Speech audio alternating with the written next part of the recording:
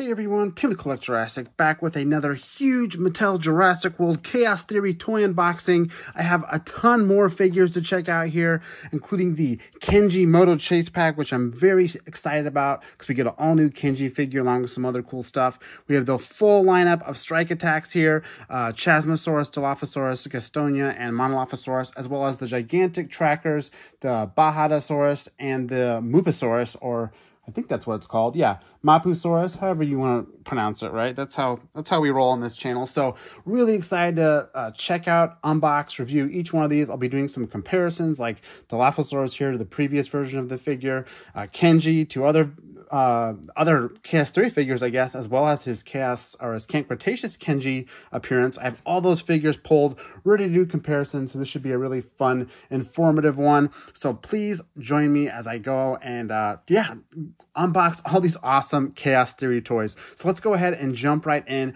with the Strike Attack figures. Right over here, we have Strike Attack Chasmosaurus in that cool Chaos Theory packaging with the kind of like amplified Jurassic World logo. We have Darius and Allosaurus on the packaging, the logo, all from the show. And again, I say this every time I'm reviewing Chaos Theory toys, but I'm going to say it again. The show is excellent. Great stuff. Even if you maybe weren't a fan of Camp Cretaceous, I still recommend checking out Chaos Theory. Very cool story. Really picks up kind of in between Fallen Kingdom and Dominion, and really shows a lot of cool dino action. So definitely recommend it. But back to the toy here. Yeah, you have that show branding on this. I think you might even have a Netflix logo on some of these too. And then on the back, we show how the figure works, as well as the other figures in the wave, which we'll be looking at. If you notice these little icons up here, that's just the biome theming they have on these. They're left over from Dino Trackers. You can see we got like sort of like grasslands here, swamp, mountain, river, same thing for the gigantic trackers. They've applied that to all of them this year. It's kind of funny though, because Dino Trackers, they made a big deal about like, this is the special location of where this dinosaur was. But on these Chaos Theory toys, or even all of Epic Evolution, they really don't make a big deal about those biomes. They're just an icon on the package, and they influence the color of the packaging. But otherwise, they really don't do anything else. It's not like the figures are necessarily, I guess they're maybe colorized a little bit with that in mind.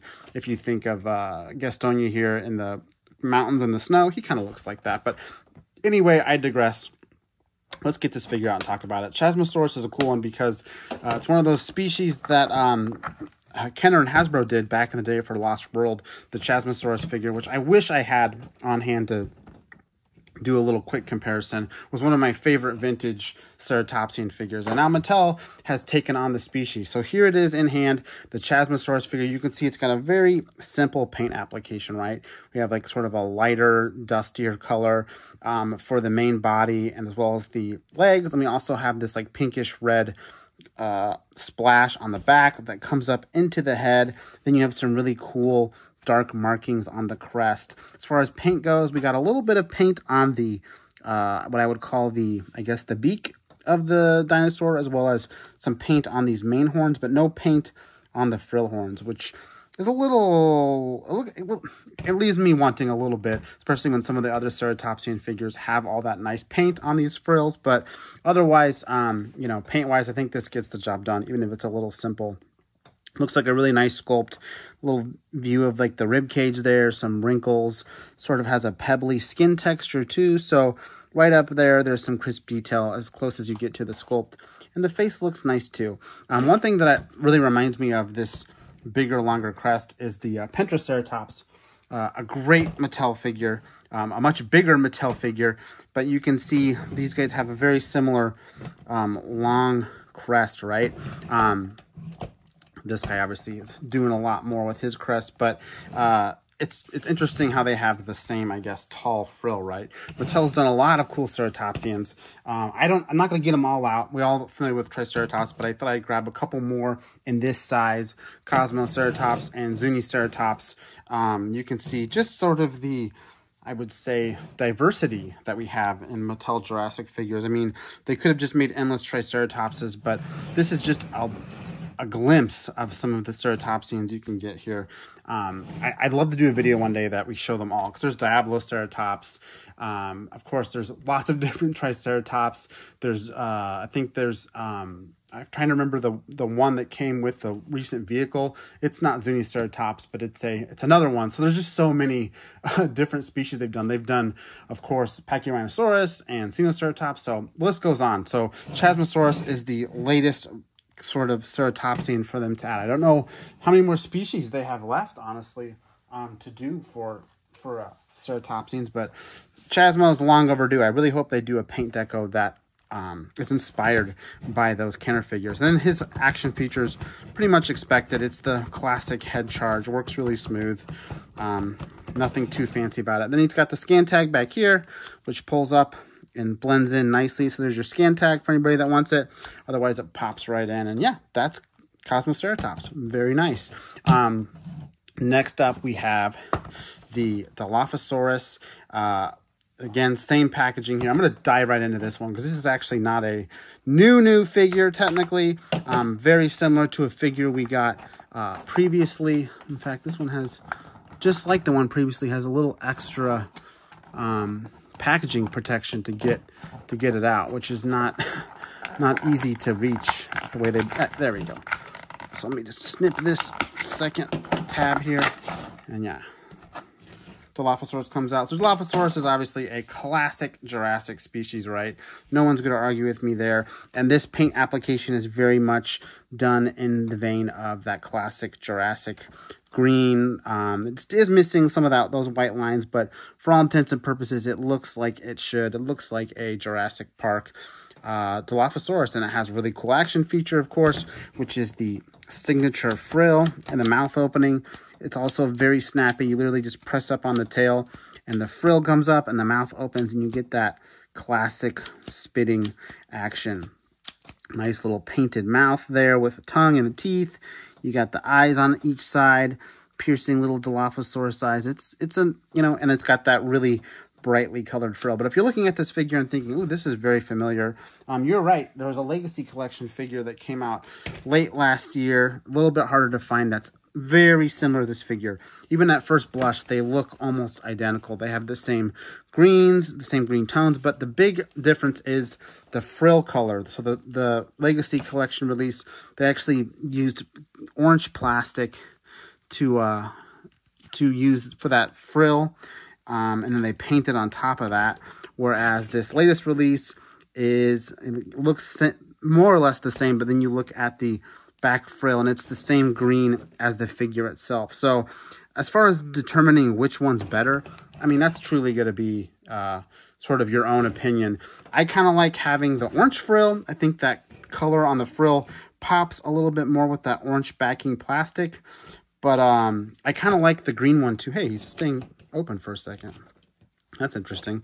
That might be an unintended feature on that version of the figure.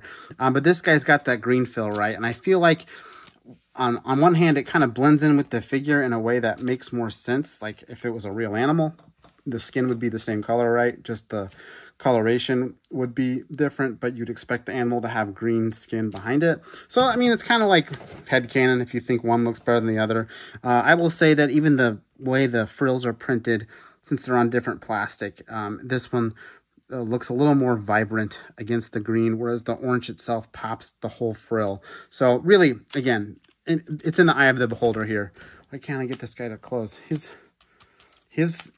mechanism's a little touchy, it looks like, but it works. It just doesn't snap back as tightly as the other one. But this is the new version. So if you wanted to get this Dilophosaurus and you weren't picky about the frill color, would definitely recommend this one because it is a great stand-in for a Jurassic Park Dilophosaurus.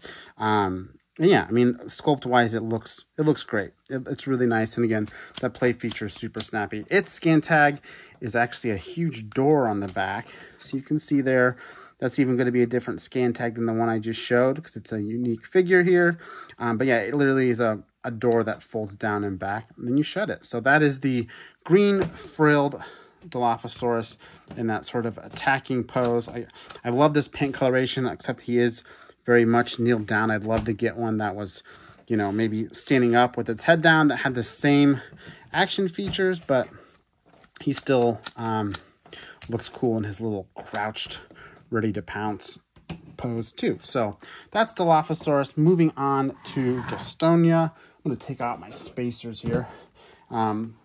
Just random toys I use to prop up my figures, right?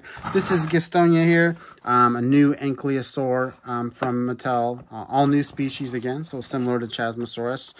Just finding more species to make figures off of that are, you know, sort of based on classics like Ankylosaurus, that kind of thing, Euplocephus, which that reminds me, we don't have a Euplocephus yet, so maybe we'll get that eventually. But Gastonia here, very low profile. I love the darker colors on. I kind of mentioned it reminds me of snow and mountain. So if this guy's biome is supposed to be snow and mountain, you can see how he would blend in with some snowy rocks with this really dark smoky gray, and then this crisp white top. It's got this sculpted plastic for this piece too, which helps paint rub, since this is actually white plastic, and then this is painted, so you got a little painted blending on the legs even. It's got a very interesting tail, which I think is probably its distinctive feature compared to other ankylosaurs. Some have clubs, some don't. Some have symmetrical spikes and frills and ridges. This one has sort of like a jagged, irregular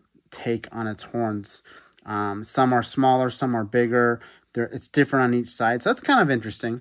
Whereas this is very symmetrical, the horns here. But even those aren't perfectly symmetrical. So it's got kind of a more of a chaotic approach to its spikes. Then you have these nice dark gray spikes that stick out the side, these secondary ones. So it's a pretty nice little figure. He's got his little head there with his eyes. You can see his eyes, and he's got some nice paint on the little spikes and horns by the eyes. So yeah, really nice looking in terms of the little details here in this. The minimal paint app works really well for this one, since they kind of have a two-tone thing going on. Let's see, its action feature. Let's see, how do we do that? I didn't look at the box. There's this thing, which is the scan code. I guess I'll get them out of order here. There's the scan code. You can see it literally is just a spike that pops in and blends in otherwise. So pretty simple. But as far as getting this guy's tail to go, because his articulation on his legs is all, oh, maybe it's the head? Nope, the head is posable, so you can move the head and rotate it so you can look up and down, which is nice. And then, of course, his arms pivot out as well as back and forth. His back legs pivot out a little bit, not all the way, as well as going back and forth. But that still doesn't solve the mystery of how to get this guy to wag his tail. Let me take a look at the packaging real quick here. It looks like, oh, it looks like you squeeze his legs. Okay. Is that working though? Is that, or is it these horns? I can't get this guy to move. It's saying that oh, I see. Okay. These horns move in. See these ones right here? So you push those in and he goes, moves his tail like my sound effects. So, yeah, these middle spikes right here both move in and allow him to do his, of course, classic Ankylosaurus tail swing. So, that's cool. And just for comparison's sake, I wanted to bring up a couple more of Mattel's mid-size Ankylosaur or derivative dinosaurs. We have Minmi here, one of the first ones they did that was Ankylosaurus. I believe this is Sauropelta here. I think this one is Boropelta, maybe. Hopefully I'm saying that right. I don't look these up before I grab them off my shelf, so I try to do it from memory. You can see, again, just like the Ceratopsians, that really nice diversity in figures. And I could have even pulled different versions of Minmi or Sauropelta to really give us some wild colors instead of this sort of red motif we got here on the left. But you can just see in terms of silhouette, in terms of like figure design, features on the dinosaur, they're all very distinct here. And this little spiky boy, Gastonia, fits in real nicely with the established crew of dinosaurs we already have. So there you go. That's Gastonia, the third Strike Attack figure we're looking at today. I always want to say Savage Strike, because that's what they used to be called before they changed the assortment name up, but they are Strike Attack. And so for our last Strike Attack figure, we're looking at Monolophosaurus, all new figure, but not an all new species. Which is interesting. Completely different sort of look for for Monolophosaurus, and we've gotten a few different versions of this figure too, so it's kind of interesting. They're still making new ones, but yeah, here it is. You can see it's got sort of this very light color. Reminds me almost of the first Dimetrodon we got, sort of a lightish bluish green, but it has some really nice paint. I want to call out that it has this darker color all around the top that goes almost to the tip of the tail, so it's like almost like a feathering or like ridges that they've painted all along, starting from the neck all the way to the tail. He even's got a little bit of it on his chin as like a goatee. He's got a little bit of those spines on his arms. So all in all, he's more feathery, more spiny than we've seen. He also has this really nice colorful crest, very slit reptilian eyes. For action feature, you literally just push him down and he goes. I love these smoother action features that are just like push on it and it goes versus a button. So he does the roar and chomp there. You can see him. He's got a nice painted mouth, lots of sharp little teeth. His articulation is not impacted by his action feature. You can move these legs independently if you choose. They want to move at the same time, but you don't have to. You can do them independently. And the arms, just like Gastonia, move and go outward. And you can do stuff like this, or you can make them gather in the middle. So a little bit more options there. His head, of course, is going to be tied to that articulation, though. So you can't really pose his mouth open without maybe sticking something. I don't even know how you do. I guess you'd put something in his mouth and hold it. But yeah, I mean, what's interesting about him, again, and look, he even has paint on his underside for these feathers. So what's interesting is they went through and totally gave this figure a redesign. In terms of some of the other, let me see if I can pull a couple of these. Like this was the very first Monolophosaurus figure we got. It's actually one of my favorites. Battle damage Monolophosaurus, but you can see here, looks very paleo. I wouldn't say paleo accurate, but it looks very much like a real animal. Even down to the way they did the eyes. This guy's got some more exaggerated features. I mean, he's got a goatee, for heaven's sake. He looks like a bigger animal. He looks more cartoony, which makes me feel like this guy, Monolophosaurus, might be making an appearance in Chaos Theory pretty soon. But there was even Monolophosaurus in Camp Cretaceous, which is why they went and redid the figure a couple years ago. This is the updated one. I think this one is from 2020. You can see it's even different than this previous version. It's got a little bit more of a pronounced crest on its nose. Its teeth are way more chunky. It's got kind of a bump in its neck. It's an all-new figure, slightly reworked from the original model. So, yeah, we already had sort of two competing designs for Monolophosaurus, one being influenced from Camp Cretaceous. And now we have this third one, this Chaos Theory one. He's looking far different, less of a slight evolution, more of a total redesign. So yeah, my money is on this one showing up in a future season of Chaos Theory, just because it has such a distinct kind of visual look to it. And before I forget, there's that scan code on the back right there for you, and it just slides right back into his ridge of sort of feathers or spines, whatever you want to call them on top. It is supposedly matched in color to it, but it does stick out a little bit, not quite as perfectly blended as we've seen in some of the other ones. That's Monolophosaurus. And then just to review, Gastonia and Dilophosaurus, we have all of these figures for the Strike Attack line. As far as them showing up in Chaos Theory, I have high hopes for Monolophosaurus here, and I'm really hoping maybe Chasmosaurus shows up too. But I'm sure Dilophosaurus will be there because it's already been in the show a few times. I actually think it was in the first season of Chaos Theory here and there. So, yeah, that's the first wave we want to look at. Let's go ahead and keep going. Again, we got a lot of toys to cover, and I don't want to make this a super long video, so let's jump right into the Kenji Moto Chase Pack here. This is awesome. I got this one from my buddy Simon down in Australia. I don't think it's hit the US quite yet. I hope it does soon, but I'm impatient. I wanted to get my hands on this, so grabbed it from Australia. So again, huge thank you to Simon. Very much appreciate it. Let's go ahead and we'll take a quick look at the box just because it's a little different than what we're looking at. Got that branding on it. Of course, on the back, it shows you GPS is included. Don't want to forget that. We got Kenji Atrociraptor and a little baby Velociraptor. So pretty simple stuff. Again, really hoping this one does make its way to the US as maybe a Target like the other sets, or maybe show up at a different store, or even just maybe show up on Amazon or something like that. But here is the figures themselves. I don't think there's any other accessories to grab in the box. Let's go ahead and pop out Triceratops here, looking really nice.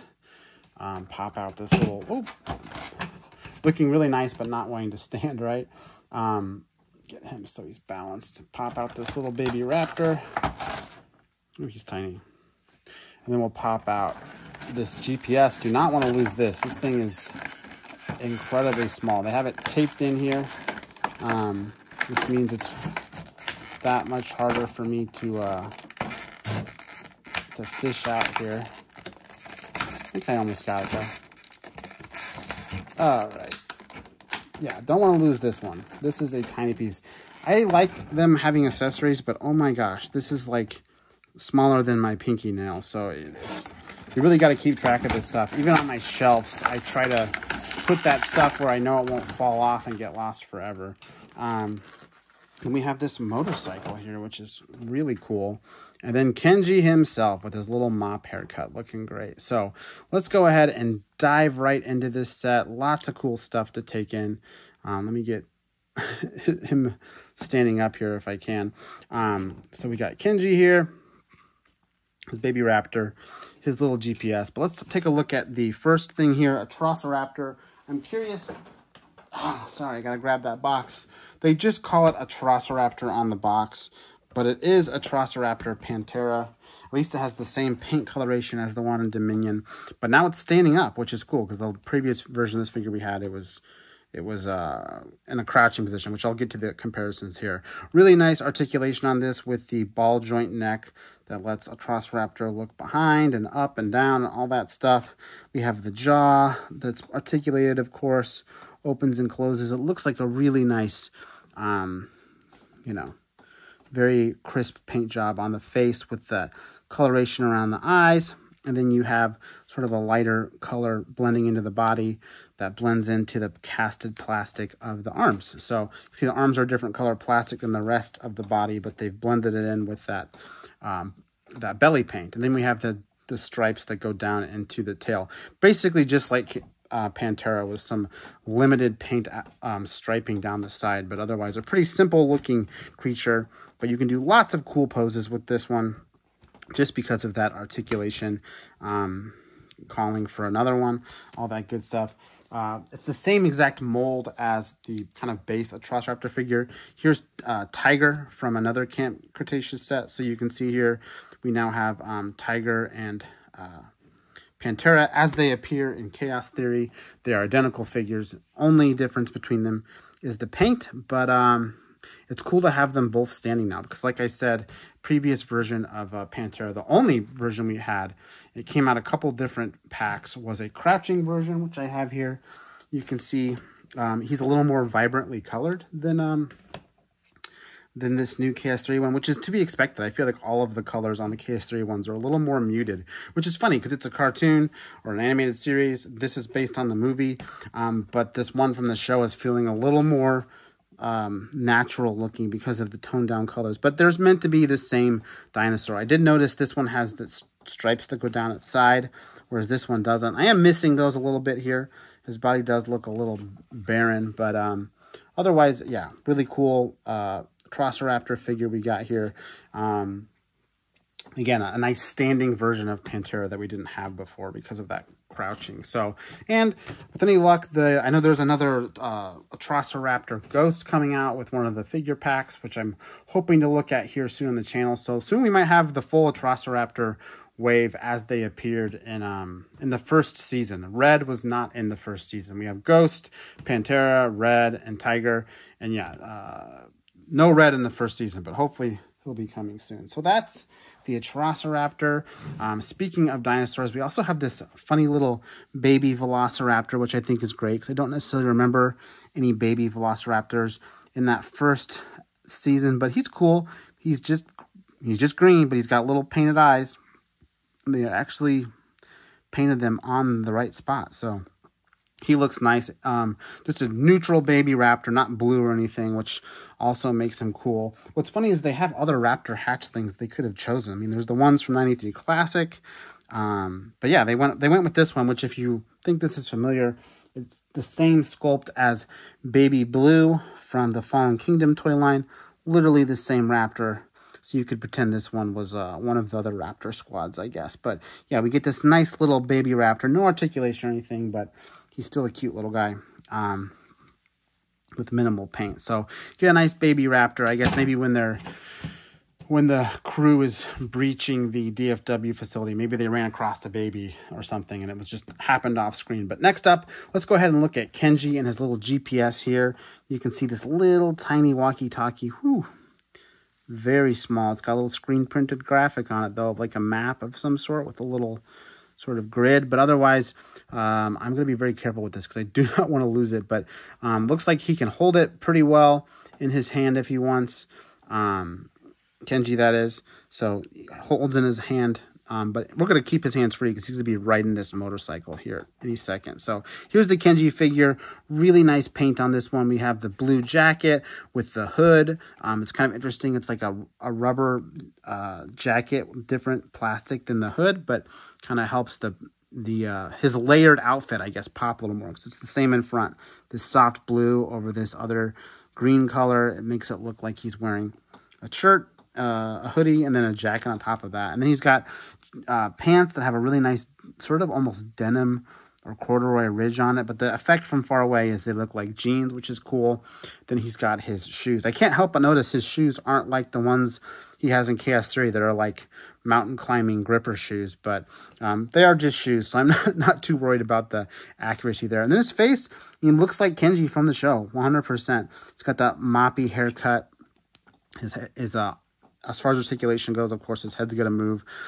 Shoulders, elbows, knees, and at the waist too rotates, as well as at the hips. So he does lots of different articulation for being a basic core figure. He's not Hammond Collection, so don't expect wrist movement or anything like that. But he's going to be able to do enough to ride the motorcycle. So we'll put Kenji right there because I did want to do a quick comparison to Kenji from Camp Cretaceous.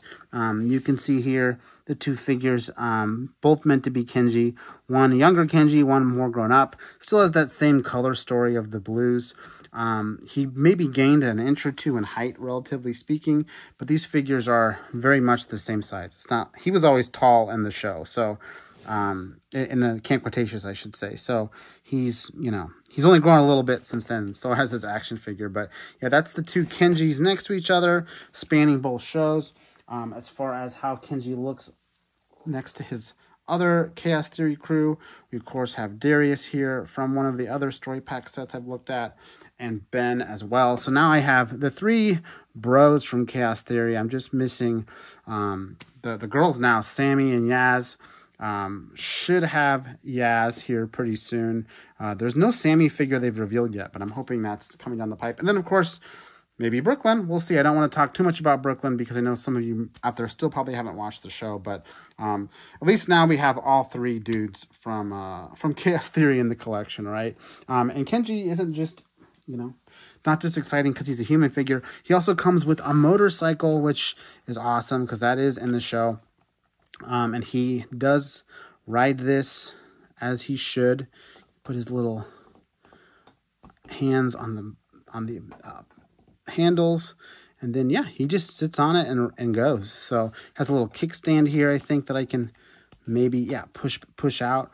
Oh, he already let go of it. His hands are pretty loose, which I appreciate because it makes it easier for him to slide onto these handlebars, but he does tend to let go if you're not careful too. So it's got some nice rolling wheels on it. They're actually a little bit rubbery too, so they take a little bit of impact. But yeah, oh, sorry, I just backed into the Atrociraptor there on accident. My bad. But yeah, he looks the motorcycle is actually really cool, and I want to do a quick comparison to other motorcycles because it's all new for this set, which I'm surprised. They've recycled that motorcycle so many times. The motorcycle toy they have, I was kind of expecting to see a recycled version of it here, but this is all new. I don't know if you can tell, but it's got even has a clear plastic headlight, which just adds to the realism there. It also has, oh, that even rotates. You can rotate it. Really nice gunmetal finish on most of it, except for the seat. Even as the fuel cap is painted. different color paint on the seat there. So, I mean, yeah, they really went all out with this. And again, it's not a repaint of an existing motorcycle. One of the first ones we got was for Dino Rivals. You can see, I mean, they have similar elements. Part of them, maybe the wheels and part of like the front spoke looks the same, but it's got a totally different front, totally different handle design, totally different body. I mean, totally different. They're sort of similar, but this one's much bigger and totally different, like mechanics on the side. Even has the kickstand on the other side. We also have the dirt bike from Dominion. Don't have to have eyes, or don't have to have a magnifying glass to really appreciate how this one's completely different than that one. So yeah, it's crazy. We've got, and the kickstand is on the other side for this one too. So across the board, we've got 3 different unique motorcycles from Mattel Jurassic they've done so far. This one's definitely the most Owen friendly bike, so I can't help but think they should maybe go back and maybe do a Owen on a motorcycle too, would be cool. But anyway, a new motorcycle for this set. I'd have to go back and watch Chaos Theory to see just how accurate that motorcycle is compared to what we see in the show, because yeah, for all new sort of vehicle that they didn't really recycle anything from, it's very well done. So I would be surprised if it didn't match the show really nicely. But yeah, that's the Kenji Moto Chase Pack with Velociraptor Pantera, Baby Velociraptor, and that really tiny GPS phone. So let's go ahead and look at our last 2 figures. These are the Gigantic Trackers figures. First up, we have Bajasaurus. A, I love when Mattel does herbivores, and B, I love when they do these, I think, what do we call these? Sauropods? These bigger sort of long neck for you Land Before Time geeks, sort of your long neck dinosaurs. They don't do a lot of these. Of course, they do the big ones like Dreadnoughtus and Apatosaurus and Brachiosaurus, but we rarely get any small or mid-sized ones. We get baby Brachiosaurus, baby Apatosaurus, a couple other smaller ones, but nothing in this range. You know, a lot, I guess I should say. We've got them before. We've got Amargasaurus. We've gotten Camarasaurus, I think was what its name was. So we've gotten a few of them here and there, but this is definitely the latest and greatest. And honestly, Bajasaurus is one I actually knew about because of these wild frills. So I think it's one that a lot of people have been waiting for too. So pretty easy to get out there. Literally just comes out of the box. You can see it's got this really interesting sort of reddish brown coloration throughout. Goes down really the whole length of the animal. Then this has this tanner, softer color on the body that blends into the tail, blends into the front legs, and blends into the head there. So a lot of what's going to be on this figure in terms of, you know, articulation is going to be based on action feature, but it does have independently posable legs there. All of them pose differently. They are on a ratchet system, so they stay nice and firm too where you put them. But the tail and the neck and the head is all going to be based on the action feature, I think. So if I press this button on the back, it does a tail wagging. So kind of a tail slap. I will say the tail is comically small. I mean, you'd think a dinosaur this big, the tail would go maybe out to here, maybe. So it's about half the size as it should be, but that's obviously a sacrifice they did to fit it in the packaging. But it does this nice little tail wag here. It also has the little rolly wheel, which is going to make it do this. It kind of puts its head up and puts its head down, and those spikes actually move compared to where its head is at, which is cool. So you can also see its head comes out too. It kind of extends as the neck extends, and those spikes extend. But I really like how they made the spikes part of the action feature. It's sort of like I almost think it's like some sort of like dueling behavior where the spikes kind of come out when it's, you know, dueling for leader of the herd or something, you know. So kind of a fun little implementation of how to get that really unique, you know, paleo accurate detail of this species, but make it work for the play feature too. So that's pretty fun. And again, a very detailed figure. Certainly no paint on the nails, but lots of detail in the neck with the wrinkles and the ridges and the little bumps. It's got like these spikes that go down most of its body before they come the big spikes. I do wish they'd painted these ones the same color as these ones. I feel like they could have done that and it would have felt a little more premium, but it's still got nice paint. Nice little painted beak too there with the eyes. You can even see its little nostrils in front of the eyes. So it's a nice looking figure. Again, I do wish the tail was a little longer, but it's got a very unique silhouette. Again, I mentioned the Amargasaurus earlier. They're very similar figures. They're both sort of the same pricing assortment, so they're the same size, but they both have that cool neck ability too. You'll see here, even a few short years ago, Mattel was painting every nail on their figures and paint all the way down to the tail. I'll keep calling this out in reviews until Mattel goes back to doing that, because their figures did feel so much more detailed before. So it's disappointing that the figures are becoming more expensive and getting less paint. I don't mind paying more money for the same paint details if I could. So I'd really wish we kind of get back to that. But Bajadasaurus at least gets the job done with what it can. And again, really like those neck spikes. So that's Bajadasaurus, one of the bigger dinosaurs on the table today.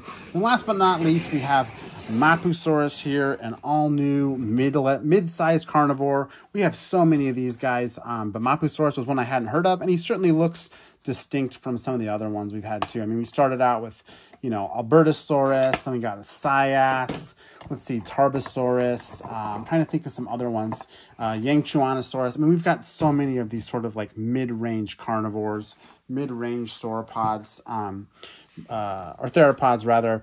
We've gotten so many, but this is just the latest one. And hey, before I forget, scan tags. I do want to do scan tags. I'm always going back. This one's in the tail. We have the scan tag right in the tail for Bajadasaurus.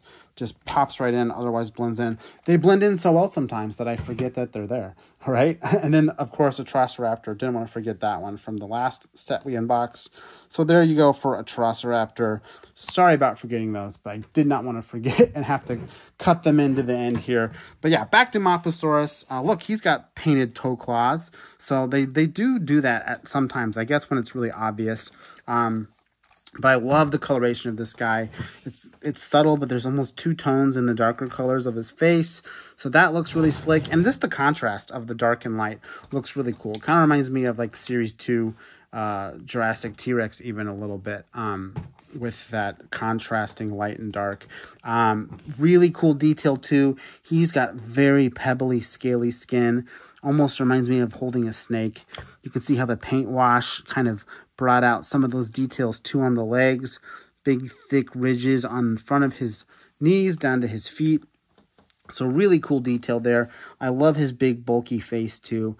That looks really nice. And he's got these little tiny arms. They're not tiny as Carnotaurus, but they're more like T-Rex. They're a little smaller, and they have they're soft plastic too, very soft. Interesting. But they rotate in place too. I believe his legs move independently of one another, so you can get him running and stuff.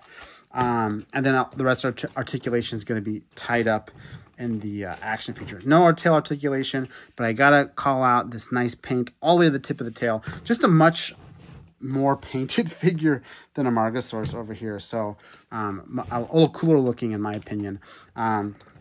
Yeah, action feature wise, he's got two different rollers up here. And I think they both do the same thing. So yeah, he does like the upper roar, lower roar, snap. If you do it real quick, he kind of snaps, or you can just pose him like that. Pose him in an upper roar, which I love when they make it so you can pose them with the mouth open or closed. So you can do a little, downward facing roar, or he can do that kind of roar too. So make him, eat a carcass or something. So there's a lot of different stuff you can do with this guy's action feature that allows you to pose it in place. Then he's got these spikes here too, which I'm trying to remember how these work. Maybe they just go, no, they don't go with, I thought they went with this action feature, but maybe not. Is there a tab or something, or do I need to go back and look at the box again? I feel like I have to keep looking at the box for these guys to remember how to do it. The spikes, oh, gotcha, okay. Button right down here at the bottom of the tail. Press that, ding, his evolution spikes pop up. This epic evolution gimmick has been here all year. Some of the figures, it's very obvious. Some of them, it's not. This is one where I'd call it obvious. You know, it's a little fantastical, right, that you'd have this creature that have spikes that shoot out of it, but it does look cool, and I get that it's a action feature for kids too. Kids love that kind of stuff, so I prefer them kind of down and low profile, but you can definitely put them up too and give them a little bit more of a radical silhouette there. Before I forget, there's his scan code right there. You pop that out. It's in his tail, and it blends in really well with that tail. Almost goes invisible, but yeah, the paint on this guy and the way they did the skin detail really makes him stand out to me from a lot of the other mid-sized carnivores we have. That nice big bulky head with all these chunky kind of blocky spikes on top. It's just a really nice looking, distinct looking carnivore. If we must have another mid-sized one, at least this one looks different than what we've gotten before. But yeah, Mapusaurus looking really good. Again, between it and Bajadasaurus, I feel like Mapu is a little easier to recommend because it does have a little better paint budget, honestly. So, but yeah, I mean, this was all the newest figures that I got from Mattel Jurassic World for their Chaos Theory line. As far as which of these animals will show up in the next season, we can count on a Triceratops. We can probably count on Monolophosaurus. And I would say, you know, something like Bajadasaurus could show up too. I know there's been some concept art floating around out there for the first season where they had planned this dinosaur. So maybe it will show up in a next season or two as well. So really cool stuff here. There's even more on the way, which I'll be looking at on the channel here. More story packs. We have the Spinosaurus. So there's a lot of cool Mattel Jurassic toys still to cover, but I did want to do a big grouping while I had them all on the table here so everyone could check them out. I really hope you enjoyed this unboxing and review as much as I did, but I think that's all I got. Again, I'm Tim with Collect Jurassic. Thanks for watching, and I'll see you next time.